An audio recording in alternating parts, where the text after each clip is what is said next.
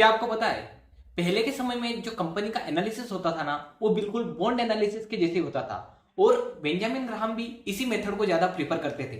अब आप में से एक क्वेश्चन आएगा कि बेंजामिन ग्राहम अगर इस मेथड को इस्तेमाल करते थे तो वॉरेन बफेट भी जरूर इसी मेथड को इस्तेमाल करते होंगे। तो हाँ, दोनों एक ही मेथड को इस्तेमाल करते थे, बस वॉरेन बफेट और बेंजामिन ग्राहम में एक ही फर्क था, वो था कि वॉरेन बफेट उन्हीं कंपनियों में इन्वेस्ट करते थे जो कि कॉम्पिटिटिव एडवांटेज अपने साथ में लेकर आती थी, और वो भी ड्यूरेबल वाला, मतलब कि जो लंबे समय तक टिकता रहे वो। क्योंकि जिस भी कंपनी के पास में कॉम्पिटिटिव एडवांटेज है ना, वो अपने जो कॉम्पिटिटर्स है ना उनसे ज्यादा प्रॉफिट कमा सकती है, वो भी लॉन्ग टर्म में। क्योंकि वॉरेन बफेट का एक ही मानना था कि एक अच्छे बिजनेस को ढूंढो और उसमें इन्वेस्ट कर दो और लंबे समय तक बने रहो। वो लंबे समय में आपके पैसे को कंपाउंडिंग की मदद से इतना ग्रो कर देगा कि इससे आप अच्छा वेल्थ बना सकते हो। और वॉरेन बफेट के दो ग्रेटेस्ट रहस्य है जिनकी वजह से वे आज दुनिया के सबसे महान इन्वेस्टर बने हैं। पहला यह है कि वे एक ऐसी कंपनी को ढूंढते थे जिसके पास में कॉम्पिटिटिव एडवांटेज हो। देखो यार, अगर आपकी कंपनी के पास में कॉम्पिटिटिव एडवांटेज है तो वो आपके जो जितने भी कॉम्पिटिटर्स है उनसे कुछ ज्यादा ही प्रॉफिट मार्जिन चार्ज करेगा। लाइक वॉरेन बफेट का इन्वेस्टमेंट एप्पल में है और आपको पता है कि एप्पल के प्रॉफिट मार्जिन कितने अच्छे हैं, और अगर आपके मार्जिन अच्छे हैं तो आपके बैंक्रप्सी के चांसेस भी बहुत ही कम हो जाते हैं। अब अगर आपको भी पता करना है कि किसी कंपनी में कॉम्पिटिटिव एडवांटेज है या नहीं, तो उसके लिए आप सिंपली उस कंपनी के प्रोडक्ट और सर्विसेज को देखो। अगर वो बहुत ही ज्यादा यूनिक है ना, तो कंपनी के पास में कॉम्पिटिटिव एडवांटेज है। इसके अलावा अगर कंपनी के पास में लो कॉस्ट के बायर या फिर सेलर्स है ना, मतलब कंपनियां तो किसी चीज की बहुत ही सस्ती चीज में खरीदती है और उसे महंगी चीज में बेचती है, या फिर कोई चीज को बहुत ही सस्ती खरीदती है और उसको सस्ती अपने कॉम्पिटिटर से बेचती है। इसके अलावा पब्लिक को जो कंपनी के प्रोडक्ट है ना, वो कंसिस्टेंटली जरूरत होनी चाहिए। लाइक अगर हम एग्जांपल ले वॉरेन बफेट के इन्वेस्टमेंट का, तो वो है कोका कोला, जो कि मेरे हिसाब से सस्ता भी मिलता है, वो एक यूनिक रेसिपी भी है उसके पास में, और थर्डली मतलब कि रोज ही अगर कोई कोका कोला पीता है तो कोका कोला ही पिएगा। तो आई होप आप समझ रहे होंगे कि इस प्रकार कॉम्पिटिटिव एडवांटेज आप किसी कंपनी का पहचान सकते हो।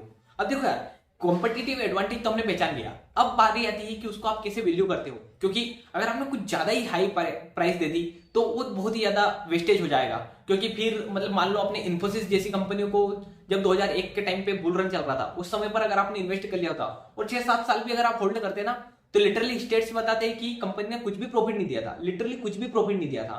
तो उस हिसाब से आप समझ सकते हो कि आप उस कंपनी को कैसे वैल्यू करते हो। हाँ, यहाँ पर वॉरेन बफेट का एक मानना है कि आप कंपनी को फेयर वैल्यू दो, मतलब ऐसा नहीं कि बार्गेन ढूंढने की कोशिश करो। और इसका एग्जांपल मैं भी दे सकता हूँ। मैंने मतलब एक कंपनी है जो कि क्लोथिंग ब्रांड है, उसको मैंने सोचा कि यार इसकी वैल्यू मेरे हिसाब से मतलब कि जब उसके शेयर की प्राइस चल रही थी तो उससे 30-40 रुपए कम होनी चाहिए थी, बट अल्टीमेटली जहां पर उसका शेयर था ना, उससे वो अब 2 गुना हो चुका है। और अब देखो यार, मैं कंपनी का नाम इसलिए नहीं ले रहा हूं क्योंकि फिर लोग बोलेंगे कि यार साला बाइंग सेलिंग रिकमेंडेशन चल रहा है। तो देखो यार, इस वीडियो का मेन फोकस है कि आप कैसे किसी भी कंपनी का प्रॉफिट एंड लॉस स्टेटमेंट है ना, उसको कैसे एनालिसिस कर सकते हो। तो देखो यार, मैं पहले आपको थोड़ा प्रॉफिट एंड लॉस स्टेटमेंट समझा देता हूँ। देखो, प्रॉफिट एंड लॉस स्टेटमेंट अपने नाम से ही क्लियर है कि जिसमें कंपनी का प्रॉफिट या फिर लॉस कितना हुआ वो बताता है। इसमें कंपनी की सारी जो इनकम से जो साल भर में कमाई वो आती है, और उन इनकम को कमाने के चक्कर में कितनी एक्सपेंसेस हुई है वो कंपनी की आती है। और जब इन दोनों को एडजस्ट कर दिया जाता है, मतलब इनकम में से एक्सपेंसेस लेस कर दी जाती है, तो जो नेट फिगर आता है उसे नेट प्रॉफिट कहा जाता है। तो चलिए इसको हम बहुत ही ज्यादा डिटेल में समझेंगे। देखो यार, प्रॉफिट एंड लॉस स्टेटमेंट में जो सबसे महत्वपूर्ण चीज है वो है रेवेन्यू, यानी कि कंपनी की इनकम्स। तो देखो यार, कंपनी का रेवेन्यू जितना ज्यादा इंक्रीज होता है ना, वो उतना अच्छा है। अब वॉरेन बफेट मानते हैं कि कंपनी का रेवेन्यू कंसिस्टेंटली इंक्रीज होता रहना चाहिए, मतलब ऐसा नहीं कि कभी इंक्रीज कभी डिक्रीज, कभी इंक्रीज कभी डिक्रीज। तो ऐसा वो तराजू जैसा नहीं चलना चाहिए, मतलब कंसिस्टेंटली है तो ग्रो कर रहा है, वो ही बिजनेस में वॉरेन बफेट इन्वेस्ट करते हैं। और मैं यहाँ पे फिल्टर देना चाहूंगा कि कंपनी का रेवेन्यू अगर 15%, 17%, 20% से ग्रो कर रहा है हर साल, तो वो कंपनी कहीं ना कहीं कॉम्पिटिटिव एडवांटेज ले जाती है। क्योंकि अगर वो इंडस्ट्री से ज्यादा ग्रो कर रही है, मतलब कंपनी के डिमांड बहुत ज्यादा है मार्केट में। अब देखो यार, यहाँ पर सेकंड चीज आती है कॉस्ट ऑफ गुड सोल्ड, यानी कि जो कंपनी की एक्सपेंसेस होती है वो प्रोडक्ट बनाने के लिए, उसी को कॉस्ट ऑफ गुड सोल्ड बताता है। तो वॉरेन बफेट के हिसाब से ये जितनी ज्यादा कम होगी ना, उतनी ज्यादा अच्छा होगा। क्योंकि इससे क्या होगा कि अगर मान लो बहुत ही ज्यादा डाउन टर्न आ जाता है तो कंपनी अपने जो प्रोडक्ट की प्राइस है ना वो बहुत ही कम घटा सकती है। लाइक आपको पता है कि जो आईफोन है ना, वो आईफोन 30-35 हजार में बनता है और वही आईफोन 80-90 हजार में बिकता है। अब अगर मान लो बहुत ही ज्यादा डाउन टर्न या फिर बिग बिलियन जैसा समय आ जाता है, तो आईफोन उसी मोबाइल को जो 90 हजार का है उसको 50 हजार का कर देता है, और बिल्कुल पब्लिक खुश हो जाती है कि आहा, मतलब बहुत अच्छी बार्गेन ढूंढी। पर फिर भी मतलब अगर अल्टीमेटली देखा जाए तो 30 हजार के फोन को 50 हजार में बेचा, मतलब 20 हजार का मार्जिन कमा लिया। आई होप आप समझ रहे होंगे कि मैं क्या समझाना चाह रहा हूं। अब जैसे ही आप जो रेवेन्यू है उसमें से कॉस्ट ऑफ गुड सोल्ड हटाते हो, वहां से आता है ग्रोस प्रॉफिट, यानी कि इसे हम ऑपरेटिंग प्रॉफिट भी कहते हैं। तो वॉरेन बफेट यहाँ पर उन्हीं कंपनियों को प्रीफर करने का कहते हैं जिनका ग्रोस प्रॉफिट जो मार्जिन है ना वो 60% के आसपास होना चाहिए। क्योंकि अगर बात करें उनके कुछ इन्वेस्टमेंट की, लाइक कोका कोला, इसके अलावा उनका मूडीज में इन्वेस्टमेंट है, तो इन दोनों का अगर आप ग्रोस प्रॉफिट मार्जिन देखोगे ना तो वो 60% से ज्यादा है। अब देखो यार, जितनी ज्यादा इंडस्ट्री कॉम्पिटिटिव होती जाएगी ना वहां पे ग्रोस प्रॉफिट मार्जिन उतना ही कम होता जाएगा। तो यहाँ पर वॉरेन बफेट जरूरी नहीं कि ग्रोस प्रॉफिट मार्जिन से ही चलते होंगे। यहाँ पर उन कंपनियों पे फोकस करिए कि जिनका सबसे ज्यादा ग्रोस प्रॉफिट मार्जिन हो, क्योंकि जो असेट हेवी बिजनेस होगा उसमें ग्रोस प्रॉफिट मार्जिन हमेशा कम ही होगा। क्योंकि अल्टीमेटली आप भी समझ रहे होंगे कि लाइक एक कोई कपड़े बनाने वाली कंपनी है तो उसका ग्रोस प्रॉफिट मार्जिन बहुत कम होगा, वहीं एक टेक्नोलॉजी वाली कंपनी है तो उसका ग्रोस प्रॉफिट मार्जिन बहुत ज्यादा होगा। क्योंकि क्या ही कॉस्ट लगी, वो जो कंप्यूटर सिस्टम लगा उसी का है ना, कि एम्प्लॉय कॉस्ट लगी। तो आई होप आप समझ रहे होंगे कि अगर इंडस्ट्री अलग अलग होती है ना तो ग्रोस प्रॉफिट मार्जिन अलग अलग होता है। बट वॉरेन बफेट की जो ये बुक है इसमें तो 60% का ही बताया है। बट हाँ, आपको वही फोकस करना है जो मैंने बोला है कि जितना ज्यादा हो उतना अच्छा है। इसके अलावा जो नेक्स्ट एक्सपेंसेस होती है वो ऑपरेटिंग एक्सपेंसेस होती है, लाइक सेलिंग की, एडवर्टाइजिंग की, या फिर कुछ जनरल एक्सपेंसेस होती है लाइक एम्प्लॉय को सैलरी, ऑडिट फीस, बहुत सारी चीजें होती है ना। तो ये देखो इंडस्ट्री वाइज स्पेसिफिक अलग अलग होती है। लाइक जो कोका कोला जैसी कंपनी है उनको अपनी बिल्कुल सेलिंग वगैरह करनी ही पड़ती है, क्योंकि अगर वो एडवर्टाइजमेंट वगैरह नहीं दिखाएंगे तो आपको पता है कि उनके कोई भी खरीदेगा ही नहीं। क्योंकि अगर उन्होंने नहीं दिखाया तो मतलब पब्लिक की दिमाग में से अपीयरेंस गया और उनको कोई खरीदेगा नहीं। तो यहाँ पर डिपेंड करता है कि आप किस सेक्टर की कंपनी को चूज कर रहे हो। और जो भी आपकी ये ऑपरेटिंग एक्सपेंसेस आ रही है ना, इनको जो आपका रेवेन्यू है ना उससे कंपेयर करो। अगर ये 30% के आसपास है तो ठीक है, अगर 30% से ज्यादा हो रही है तो मतलब कंपनी कुछ ज्यादा ही एक्सपेंसेस मार्केटिंग वगैरह में कर रही है, तभी जाके उसके प्रोडक्ट बिक रहे हैं। तो देखो ये एक रेड साइन हो सकता है। लाइक अगर हम जितने भी स्टार्टअप्स वगैरह देखेंगे तो उनकी मार्केटिंग एक्सपेंसेस बहुत ज्यादा होती है। आप मामा अर्थ का एग्जांपल ले सकते हो। अब इसके अलावा एक और नेक्स्ट पॉइंट आता है R&D। R&D यानी कि रिसर्च एंड डेवलपमेंट। देखो यार, अपने इंडिया में तो अधिकतर रिसर्च एंड डेवलपमेंट होता ही नहीं है, बट वॉरेन बफेट भी उन्हीं कंपनियों को चूज करते हैं और उसी सेक्टर को ज्यादा चूज करते हैं जहां पर रिसर्च एंड डेवलपमेंट में बहुत ही माइनर फर्क आता है। लाइक आपको पता होगा कि कोका कोला का जो फॉर्मूला है वो मतलब 1850 कुछ तब से चल रहा है। इसके अलावा आपने आईफोन को भी देखा होगा, आईफोन 13 एक जैसा दिखता है, 14 एक जैसा दिखता है, 15 भी इवन एक जैसा ही दिखता है। तो आई होप आप समझ रहे होंगे कि ये बाहर से जो देखने के लिए जो रिसर्च एंड डेवलपमेंट लगता है तो कितना कम खर्चे होता होगा। इसके अलावा वो इंटरनली चेंज करते हैं। आई होप, मैं मानता हूं कि एप्पल तो बहुत ही ज्यादा रिसर्च एंड डेवलपमेंट में खर्चे करती है, बट मतलब अल्टीमेटली इतना भी नहीं करती जितना उसका रेवेन्यू आ रहा है। और देखो यार, आपको पता है कि R&D से आप कॉम्पिटिटिव एडवांटेज तो ले जाओगे, बट वो कहीं ना कहीं आपकी एक्सपेंसेस भी बढ़ाता है। तो वॉरेन बफेट तो यही मानते हैं कि जितना कम लोअर R&D रहेगा उतना अच्छा रहेगा। अब इसके बाद में आती है डेप्रिसिएशन एक्सपेंसेस। देखो यार, डेप्रिसिएशन एक्सपेंसेस है ना वो नॉन कैश एक्सपेंसेस है। लाइक मान लो जो मैंने मोबाइल लिया, इसकी वैल्यू आपको पता है कि 5 साल में जीरो हो जाएगी।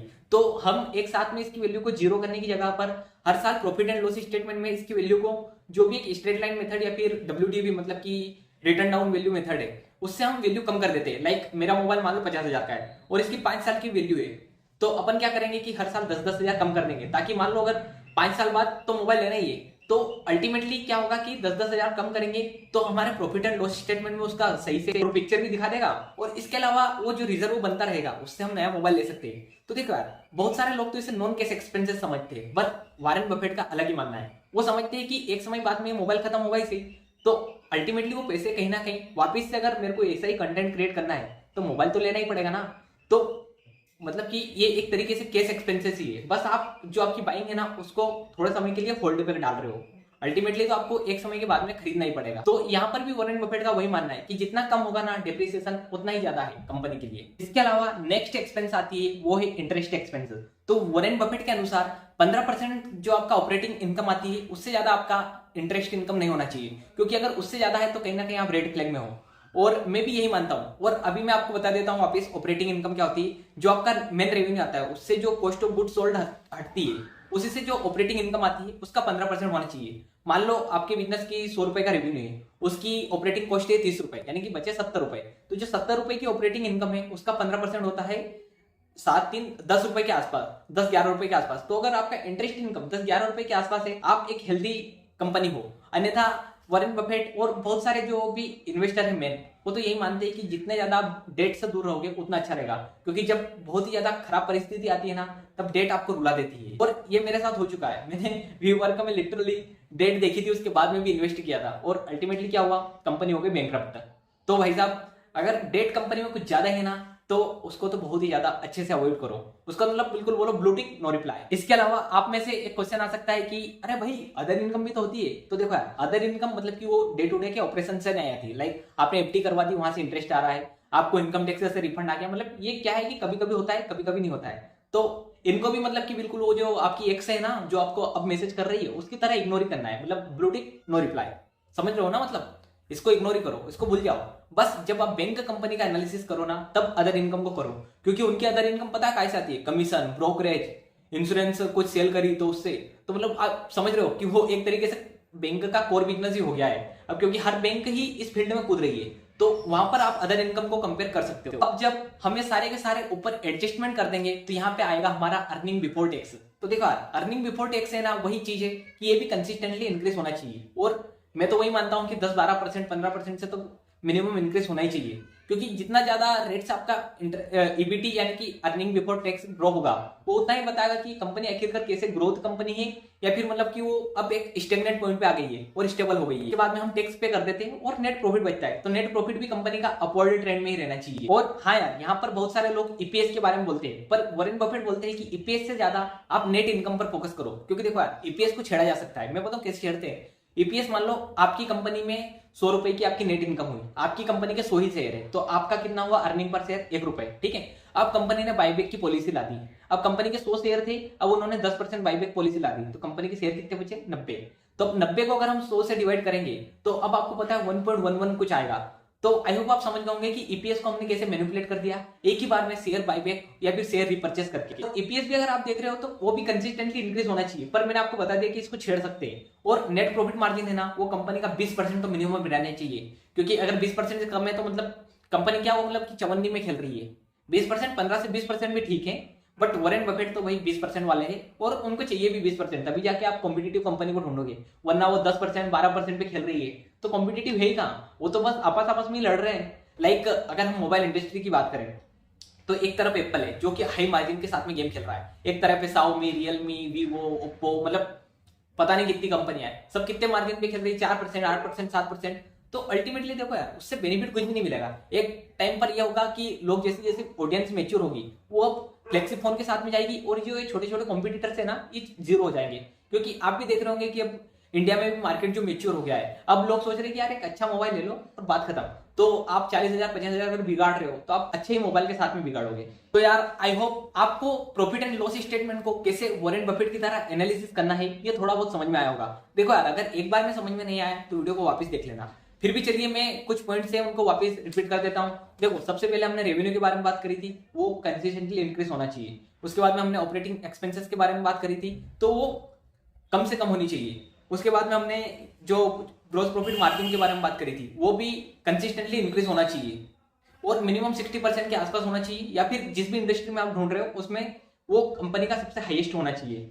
इसके अलावा ऑपरेटिंग एक्सपेंसेस जो कंपनी की होती है, वो भी 30% जो कंपनी का रेवेन्यू है उसके आसपास ही होनी चाहिए। इसके अलावा हमने डिप्रिसिएशन का बोला था कि डिप्रिसिएशन को आप नॉन कैश एक्सपेंसेस की जगह पर कैश एक्सपेंसेस ही समझो, क्योंकि अल्टीमेटली कुछ समय बाद उनसे आपको कैपिटल एक्सपेंडिचर करके एक नई एसेट खरीदनी ही पड़ेगी।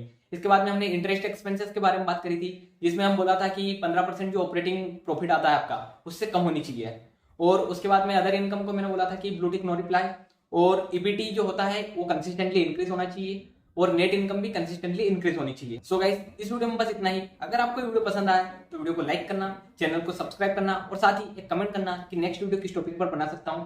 वरना इसके बाद में वीडियो आएगा कि आप कैसे वॉरेन बफेट की तरह बैलेंस शीट पढ़ सकते हो। So guys, bye bye.